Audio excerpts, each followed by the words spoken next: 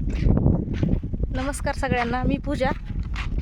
आत्ताच पारायण संपलंय. आज पारायणाचा 6वा दिवस होता.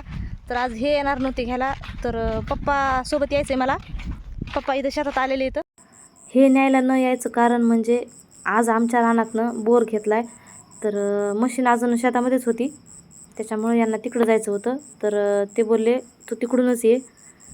आणि असंही किती दिवस झाले मला पप्पाच्या पण शेतात जायचं होतं. त्यांनी टमाटे आणि ऊस हे लावला आहे.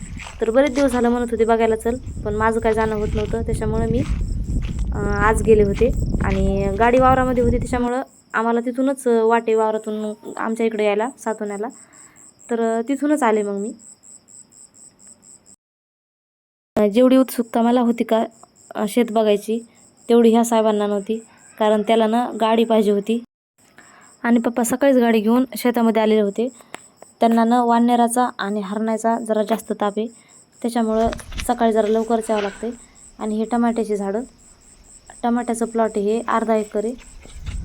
तर त्याच्या तारा हे बांधून झाल्या. आता फक्त 5 का 6 काहीतरी बेड राहिलेत बांधायचे, तर तेवढे उद्या किंवा परवा दिवशी होतील बांधणं.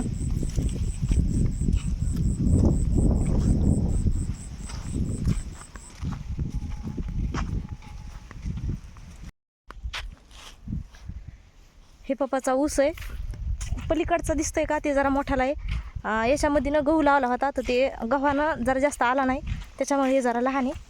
आता आम्ही चाललो, पप्पा गाडी काढायला. तर इथून हे रस्ता असा बरोबर नव्हता, त्याच्यामुळे मी थोडं चलत आले.